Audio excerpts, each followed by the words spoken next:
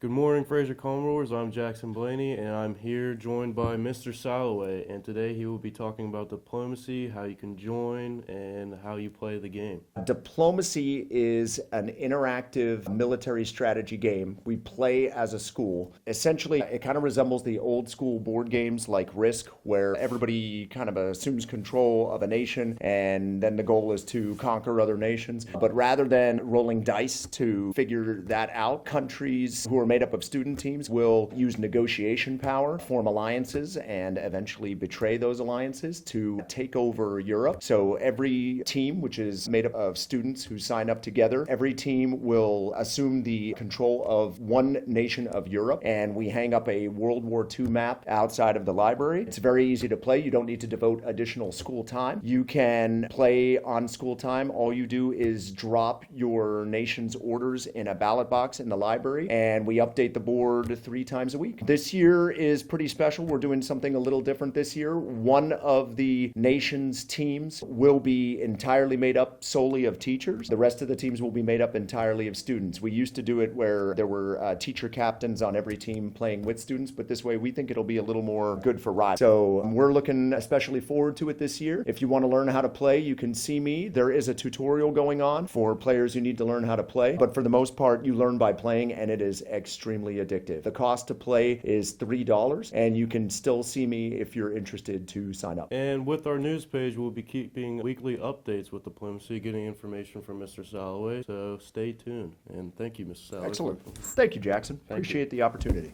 Welcome everybody. This weekend, the Super Bowl 60 will be taking place at Levi Stadium. The New England Patriots will be taking on the Seattle Seahawks. And if you're only there for the halftime show, it would be Bad Bunny and many other performers. Thank you. This week, the 2026 Winter Olympics will officially start in Milano Cortina, Italy, running from February 6 to 22, 2026. The opening ceremony will take place in Milan's iconic stadium, San Siro, kicking off a global event where thousands of athletes will compete in winter sports across northern Italy. Around the world, things are definitely busy on the geopolitical front. In Europe, leaders are still working to manage tensions linked to war in Ukraine. In the Middle East, ongoing conflicts keep drawing international attention and calls for peace. At the same time, here in the United States, domestic politics are also in focus with an ongoing national debate around immigration enforcement and public protests following violent incidents involving federal agents. These developments have led to hearings in Congress and discussions about